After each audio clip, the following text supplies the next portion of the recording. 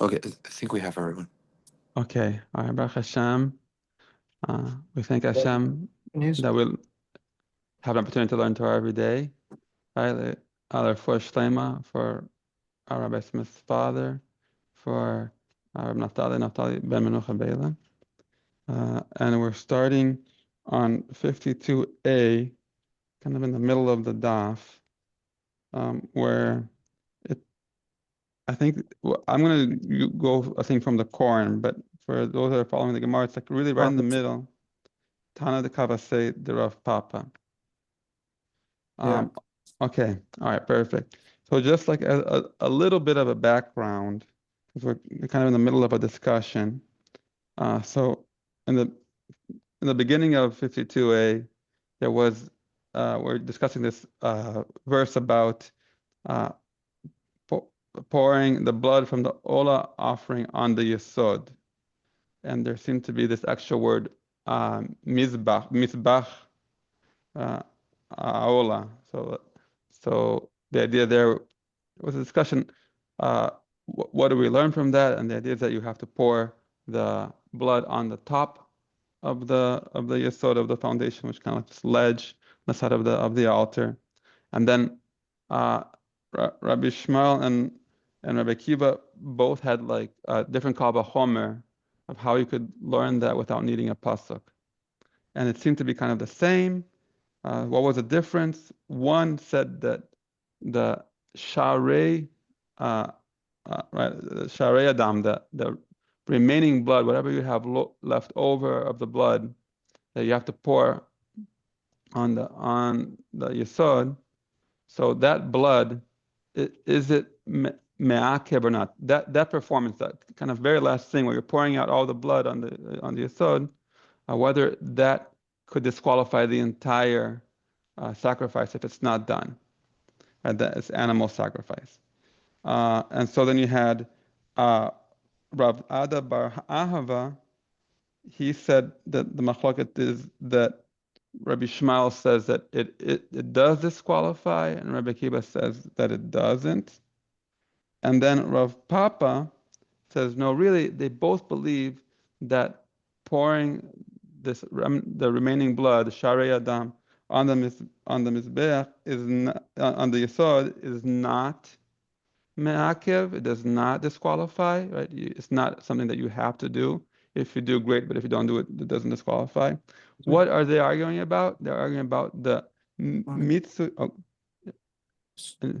go ahead. Oh, okay. Sorry about No that. problem. Okay, they're arguing about the mitzui chatata of. They're arguing about the squeezing of the blood of the a bird offering at the end. Then Rabbi Shmuel said that not squeezing that blood on the side would be me'akev, it would disqualify, and Rabbi Kiva says that that also would not disqualify. That's kind of where we left off. Okay, so we went from the blood of the remaining blood of the animal sacrifice being the machloket to everybody agreeing that does not disqualify, does not me'akev. That was again Rav Ada Bar Ahava, and then Rav Papa says the remaining blood. They both agree that it does not disqualify. What the discussion is about the squeezing the blood of the bird, right? It's called mitzui hatatzaov. Okay, so now we go to where we are.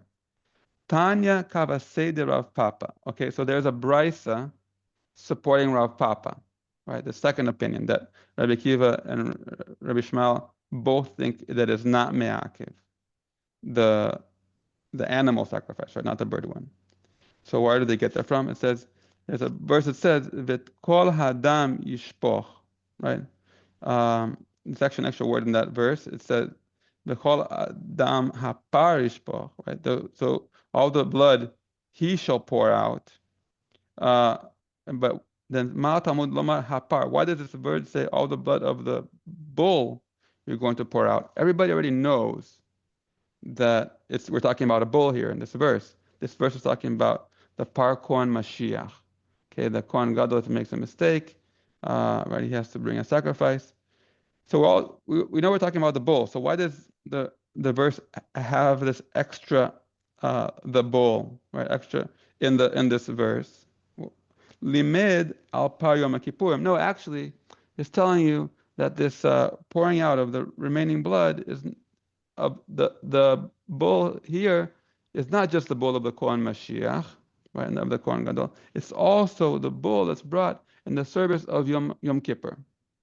Okay, so then we'd be learning out two different places where you have to pour out the blood of the bull on the foundation of the altar. Shetaun matan damim leyesod. That requires also the matanda. You have to put the blood, not pouring, I guess, the putting of the blood on the foundation. Divrei Rabbi. So this is according to Rabbi Yehuda Nasi. So again, so we're going through a whole brisa just to find a support for Rav Papa that Rabbi Akiva and Rabbi Shmuel do not disagree, that they both say that the pouring blood on the remaining blood on the foundation is not me'akev. Okay, but first we're going to have this discussion about these two bulls, bull of Kohen Mashiach and bull of Yom Kippur. All right, so far so good? Okay, all right. Amar, okay, Hashem. Okay, Amar Rabbi Shmuel. So Rabbi Shmuel says, why do we need a verse to find out that the bull of Yom Kippur requires this placing the blood on the base of on the foundation, right, of the Mizbeach? It's the Kal Vachomer. I don't need a verse. I can just learn it through logic. Uma im mi she'ein nichnas damo lifnim chova. Okay, so when it comes to the bull of the Kohen Mashiach, that bull does not that's not a requirement. Meaning, if you have if you have how are you gonna say the Kohen Mashiach, it's not that there's something that for sure he's gonna make a mistake every year, and that this is a required offering every year, just like the Yom Kippur one. If he happens to make a mistake, then he has to bring this bowl. So that's like a lower level than the Yom Kippur bowl. And so even if this lower level, Taon Yesod, this one requires a placement of the blood on the foundation, Mishe Nichnas Damon Lifnim Chova, when it comes to the Yom Kippur offering, that is Chova, it's an obligation to bring that every year, right? Eno Din Shataon Yesod. Isn't it clear that you would need to place the blood on the foundation? So again, I'm going to repeat it one more time because this is all pretty complicated. Rabbi Shmuel is saying, when it comes to the par Kohen Mashiach, you don't, lifnim here means going inside the sanctuary. It's not necessary, it's not a requirement that he bring the blood, place the blood, right? That he's going to bring the blood into the sanctuary. And even that, we already know, needs placement of the blood on the foundation. All the more so, somebody that a kind of a sacrifice that for sure has to be brought inside the sanctuary, like the Yom Kippur. That one, isn't it obvious that one for sure is going to need to have the blood placed on the foundation also? So that's okay, so that's Rabbi Shmuel. So you don't need this verse. Basically saying you don't need this verse to teach me about Yom Kippur. Okay, what about Rabbi Akiva? Amar Rabbi Akiva, Umash ein damo nichnas lifnei belifnim. So he's saying, I have a better Kal Vachomer than you, Rabbi Shmuel. You're saying that there's an obligation for the Yom Kippur one that the one for the Kohen Mashiach doesn't have. The Yom Kippur, that one you go not only in the sanctuary, you go to the Holy of Holies, right? You go into not only lifnim, lifnai belifnim. If you're going to go lifnai belifnim, ben lechova, ben lemitzvah, whether it's for an obligation or whether it's for the mitzvah, right? That basically would not, right? It's not something that you absolutely have to do. No matter what, you're going to have to, the Kohen Gadol is going to have to go in the Holy of Holies. I mean, this is a very, very powerful sacrifice here. Taon Yesod. So, wait, I'm sorry. So the Kohen Mashiach one, Ein Damon Echnas. That one does not go in the Holy of Holies. And even so, even though it doesn't go in the Holy of Holies, it does need the blood needs placement on the foundation, so one that is obligated to go inside the Holy of Holies, right, with the Par Yom Kippurim, and a din down Yesod, isn't for sure that this one's going to require the placement of the blood on the foundation. Again, the whole part here, we're bringing this brisa to help support the idea that Rabbi Shmuel and Rabbi Akiva do not disagree that the placing of the remnants of the blood is not me'akev on the right. So then they bring this brisa and they're having discussion about the par Mashiach, Kohen Mashiach, and then they bring a verse. There's a verse here to say that Yom Kippur, the par of Yom Kippur, also needs the placement of the blood on the foundation. Rabbi Shmuel brings a kal vachomer to tell you that even though the Kohen, the par Kohen Mashiach, that bringing the blood is not really a full obligation. It's only the Kohen Mashiach sins, and the par Yom Kippurim is an obligation every year.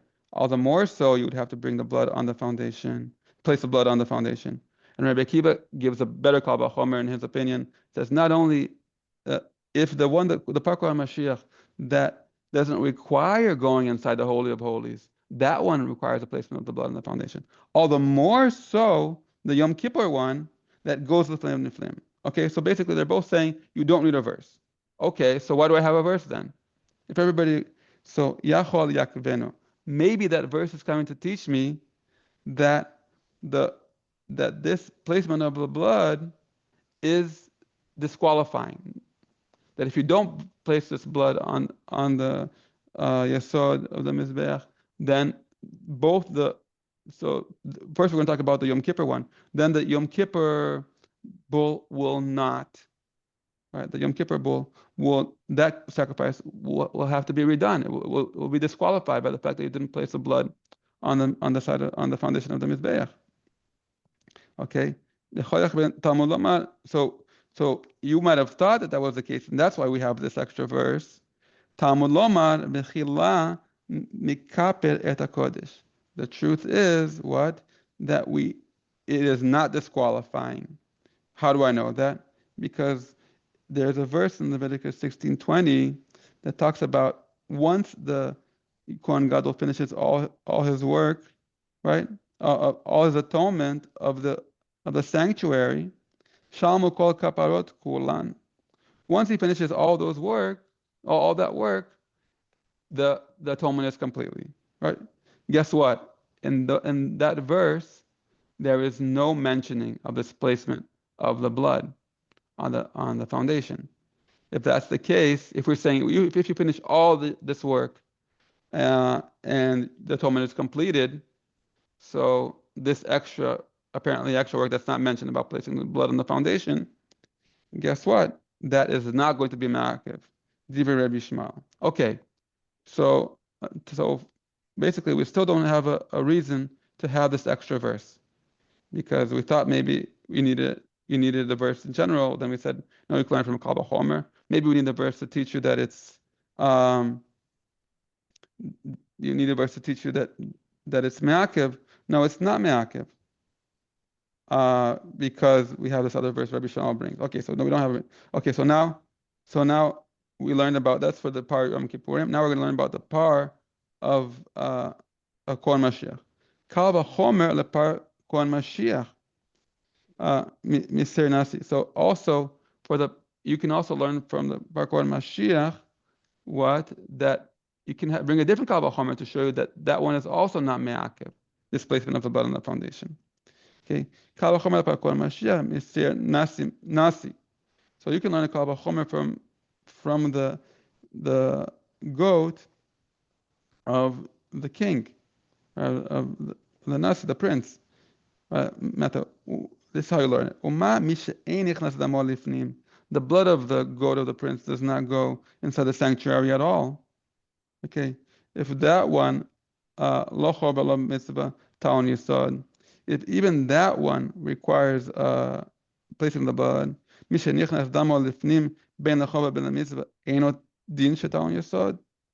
right? Wouldn't it be clear okay, so I guess so again, we're learning this verse here now, this Kal Vachomer here now, to say that even the verse regarding the Kohen Mashiach that we started with, we don't even need that verse either to say that you have to place the blood on the foundation.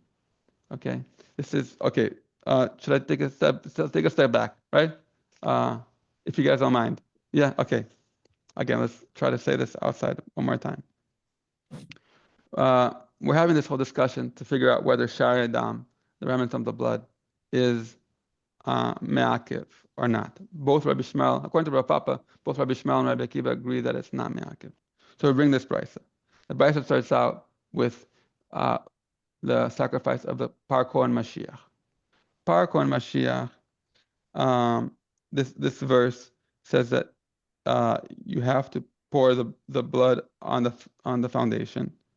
Right, place the blood on the foundation. And then the fact that it has this extra hapar, the extra word, the bull, teaches you that the Yom Kippur offering, you also have to place the blood on the foundation. The bull of Yom Kippur offering. So that's why we have this verse, and that's why we have the extra hapar. Then we had a Kal Vachomer, first from Rabbi Shmuel and from Rabbi Akiva, saying you don't need a verse for Par Yom Kippurim. You can learn it from a Kal Vachomer from the Par Kohen Mashiach. And then I said, okay, so why do we have this extra verse and this extra hapar for Yom Kippurim? Microphone. The reason we have the extra hapar for Yom Kippurim is maybe to tell you that it's me'akiv, that the placement of the blood for the Yom Kippur offering is going to be disqualifying. And then it comes to teach you that no, we that's not why we need the verse, because I can already know that it's not disqualifying because I have this other verse that teaches me everything that is necessary for the Yom Kippur bull, and that's not included. Okay. Now, similarly, I don't even need a verse to begin with about Bar Kohen Mashiach either. I don't need a verse from Bar Kohen Mashiach to tell me that I need to place the blood on the foundation of the Mizbeach for the Bar Kohen Mashiach. Why? Because I can learn a Kal Vachomer for that too from a different sacrifice, the sacrifice of the Sir Hanasi, the goat of the king. From the sacrifice of the goat of the king, if even that one that's not brought inside the sanctuary at all, I need to place the blood, right?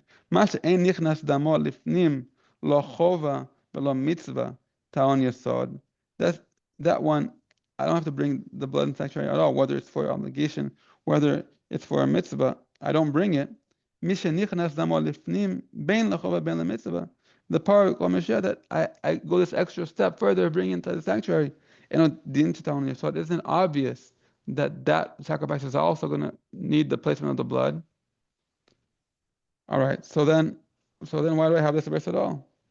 Again, Yachol Yakibenu. Maybe the reason why I have this verse is to teach me that it is disqualifying if I don't put place this blood on the foundation, then it's not going to work at all. The Par Kohen Mashiach. Talmud Lomar V'vet Kol Dama Par Yishpoch. No, I have a different verse to tell me that it is that to tell me that it is not me'akiv. Okay, what does that verse say? And all the blood he shall of the bull he shall pour. Why did it say yishpach? He shall pour, right? I guess that's the verse that we started with. Chol adam apart yishpach. Usually it says yishafech, right? It shall be poured. Why does it tell me that he shall pour? Right? So then it says nitku akatov lease ve'asa sharei mitzvah lomalacha shirayim in megakavin. Okay, so this is really kind of like where we're getting to from the beginning. So it's basically telling you what this verse is saying, that because it changes the the verb tense from passive to active is telling you that it's a positive mitzvah to do it, but that it's not me'akev.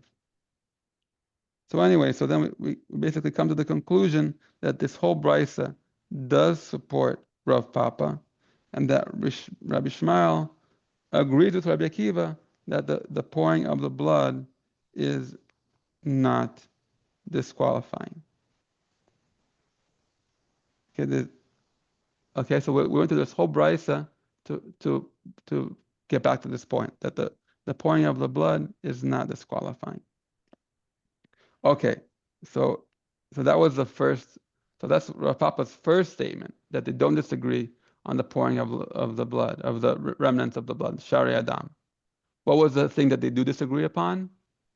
The mitzui, right? The squeezing of the bird, of the blood of the bird, right? So, I'll go ahead. Okay, so when it comes to squeezing the blood of the bird on the mizbeach, we said that Rabbi Akiva said that it's not disqualifying, but the Rabbi Shmuel said that it is disqualifying, according to Rav Papa. The Saba Rabbi Shmuel mitzvah chatas alav me'akev. Is it really true that Rabbi Shmuel says that it is disqualifying if you don't squeeze the blood of the bird? Behatanya devei Rabbi Shmuel behanisha badam yimatze. So here we have right, a teaching from the house of Rabbi Shmuel. I'm not sure if this means that it's the same as Rabbi Shmuel. I guess so. They learned it from Rabbi Shmuel. V'hanishar badam yimatze. So this leftover blood of the bird you shall squeeze. It says v'hanishar, and this leftover blood you shall squeeze out. Okay, if you have the blood, you squeeze it out. But if there's no blood left over, then you don't squeeze it out.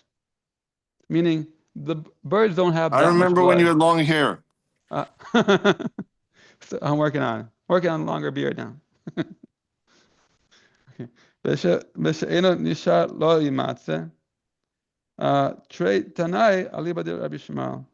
So basically, you have two different opinions on this Rabbi Shmuel's opinion, position on whether the squeezing the blood of the bird is going to be disqualifying or not. You have the Rav Papas that said that Rabbi Shmuel was disagreeing with Rabbi Akiva that it is disqualifying, but now you have Tana de Rabbi Shmuel saying that you only squeeze out that blood if you can. If you can, you squeeze it out. If you can't, if there's no blood there left, right, then you don't squeeze it out, and it would not be disqualifying, because there are going to be times where you won't be able to squeeze it out. So what's the solution? It's one of the last alternative is that really they're both people that learned from Rabbi Shmuel, but they disagree with what they heard from him. All right, so okay, so now we're going to go back to a different brisa. Amar Rab Mami Bar Hama, Hai Tana Savar, Shirai Makbei.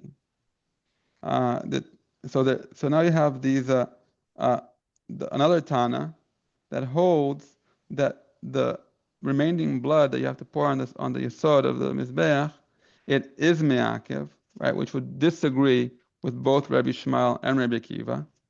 The Tanya hakohen mechate ota.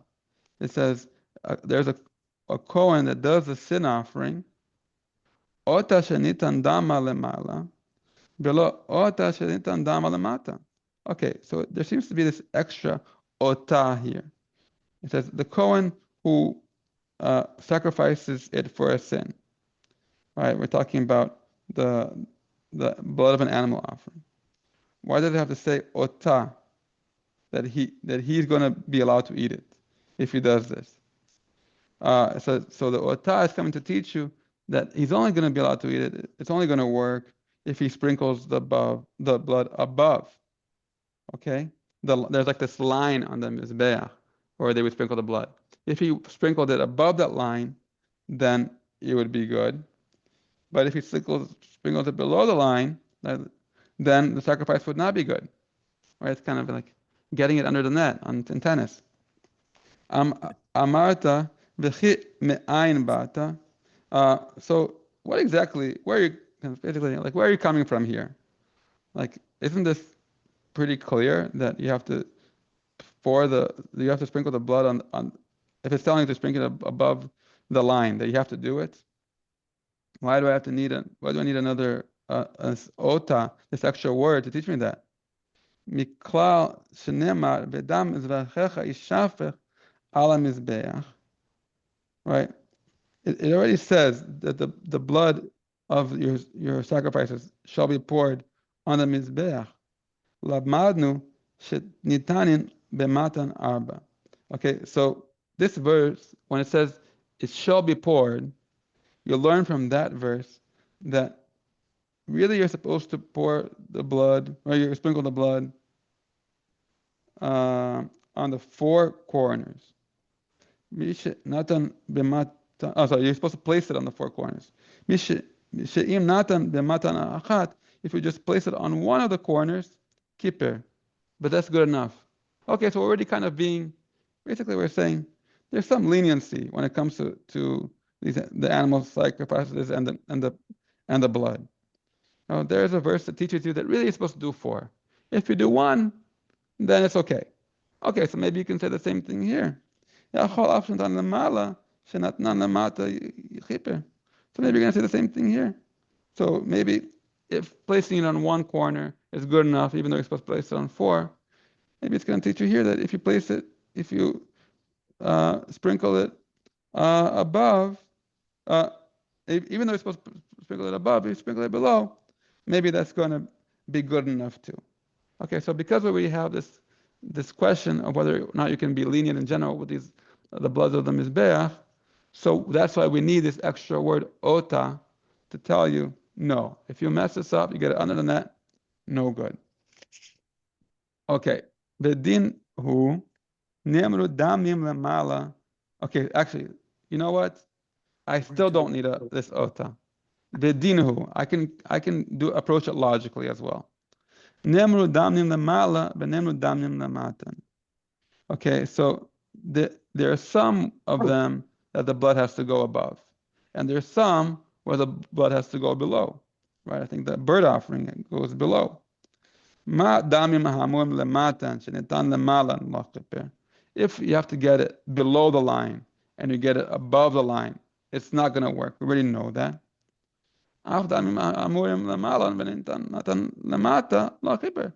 Then you should be able to easily learn the other way around also. Just like if you're supposed to pour it below and you pour it above, it's not going to work. Same thing. If you're supposed to pour it above and you pour it below, it's also not going to work. Law. You cannot learn this logic.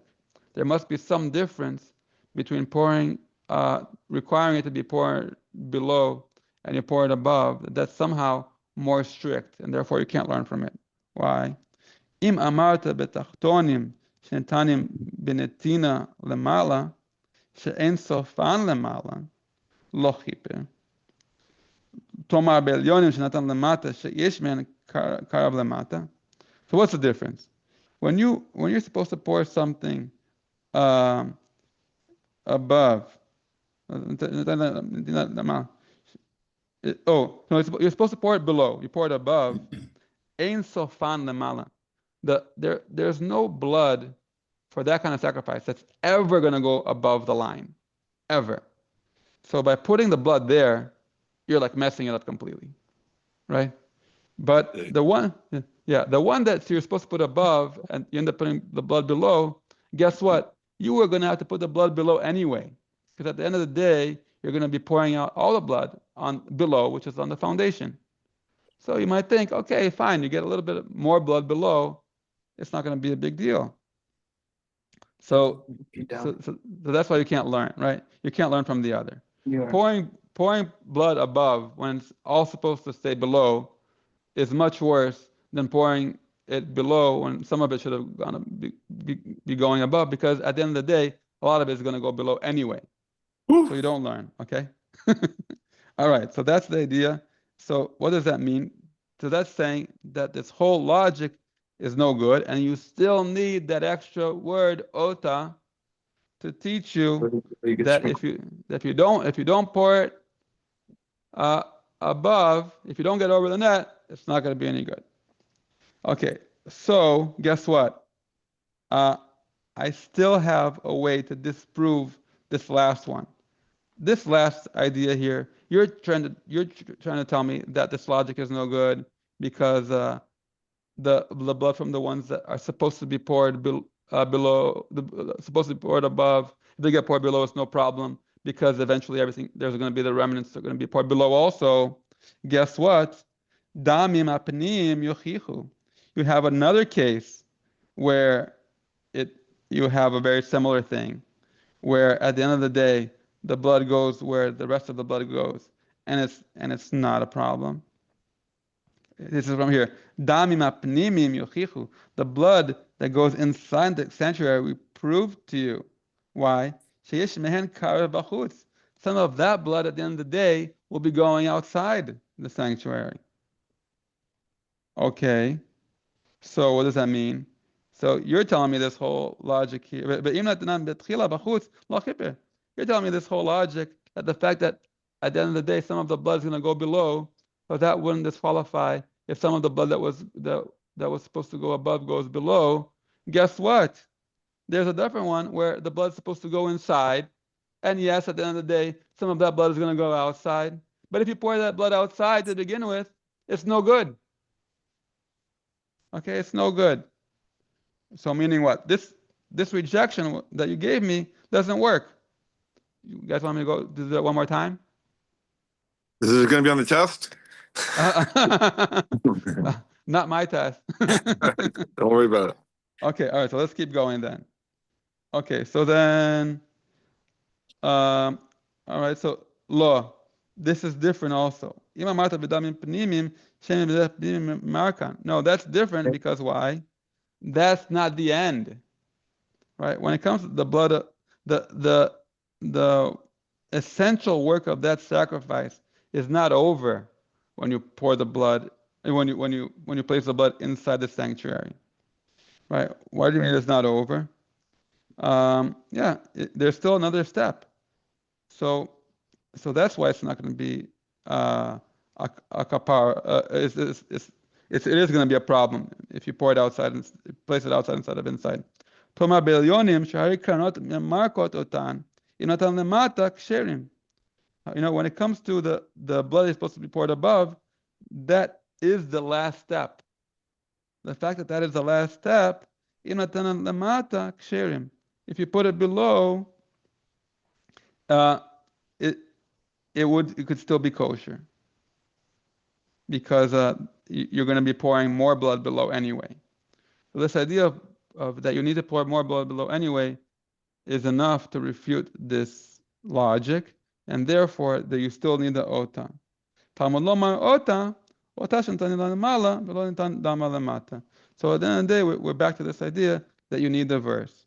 But what do we get all of this out of this whole brisa? This idea that the mizbeach pnimi, the job is not done. There's still some kind of disqualifying act that if you don't do after placing the blood inside, right, which is what we were talking about before, that if you don't do that, it's going to be me'akev. So what is this last disqualifying act? Is it not what we've been talking about this whole time, the remnant of the blood, right? That Rabbi Shmuel and Rabbi Akiva seem to say that is not me'akev according to Rav Papa. Okay, so let's say what it says here. The fact that the job is not finished, lav elu shiraim, isn't not because the pouring of the shiraim hasn't been done yet, meaning that pouring of shiraim would be me'akev. Amar le Rava, yachi teiti bekal v'chomer. Okay, again, so we went through this whole brisa to figure out that the pouring of the blood is me'akev according to this opinion of this Tana. Okay, and now we finally got to the conclusion that it is because the blood that's placed inside the sanctuary is required is not the last step. There's a further step that would disqualify it, one of that further step, isn't that further step not the remnant of the blood, the shirayim? So Rava will tell you, no, you gave me this whole brisa, it's not going to help. Why? Because if that was the case, if the blood was me'akev, guess what? I have a kal v'chomer. Ma shirayim apninim shesofan chova b'chutz asan betchila b'chutz. The blood that goes inside, which at the end, like you're telling me, that the end is me'akev, so the job finishes outside. If you do the beginning of the job outside lo kippur, it's going to be no good. Hanetanim lemala she'ein sofan chova lemata be'asan betchila lemata eno din shelo yichipur. Then I could have just told you the placement of the blood above the line, and at the end you place it below the line, and you put it and then you put it below the line to begin with.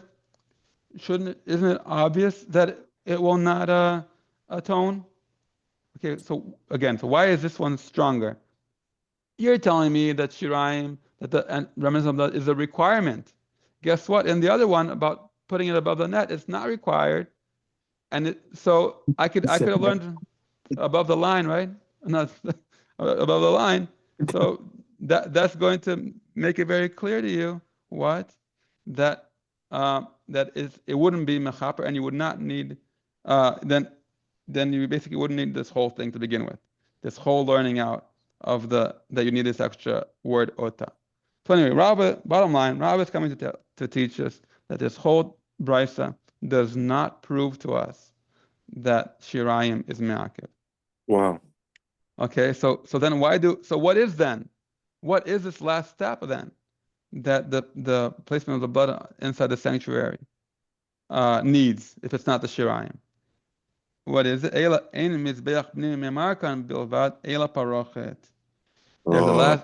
last step is the sprinkling of the blood on the curtain. If the curtain's dirty. Yeah. So then, if you don't, that closes the curtain on this whole sugya. Woo! Right? Oh man, that was a great line. Inspired by Yogi. So should we keep going, or should we stop here?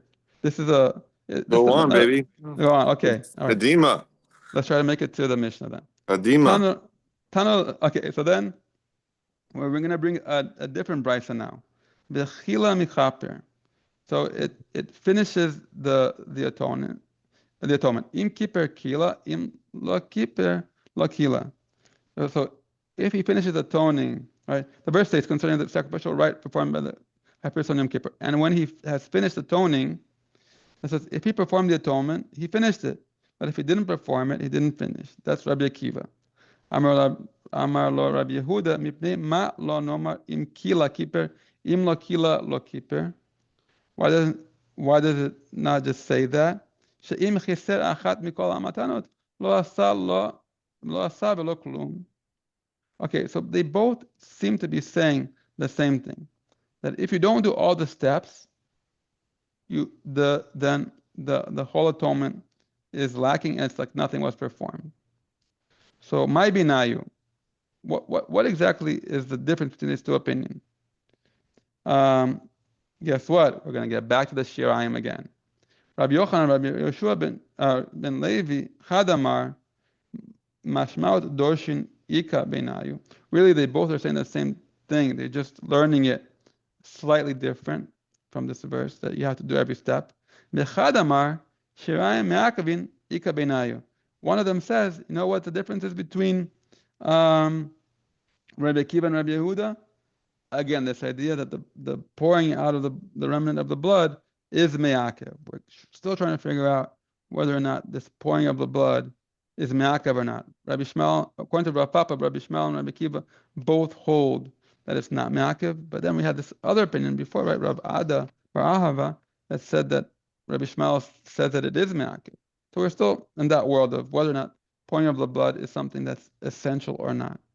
There must be like a very deep spiritual meaning for what I was it means going to say, pour. like, Daniel, give us the chassidus on this one. Yeah. Please. Yeah.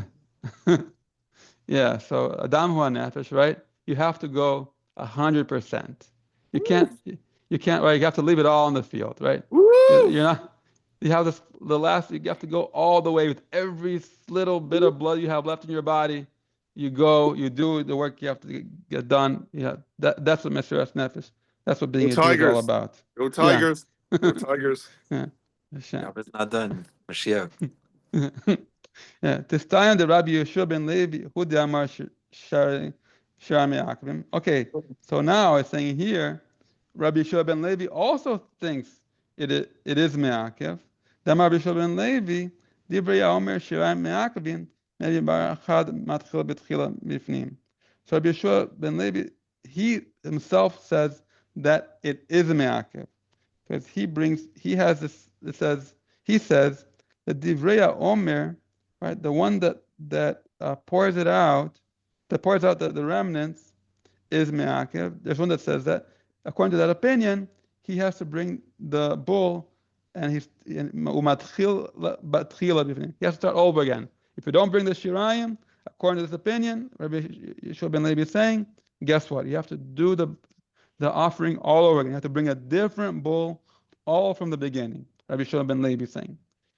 So what about Rabbi? So maybe Rabbi Yochanan is the one that doesn't believe in that Shiraim is me'akev. Atu Rabbi Yochanan lately hasavara. Does Rabbi Yochanan not hold the same thing?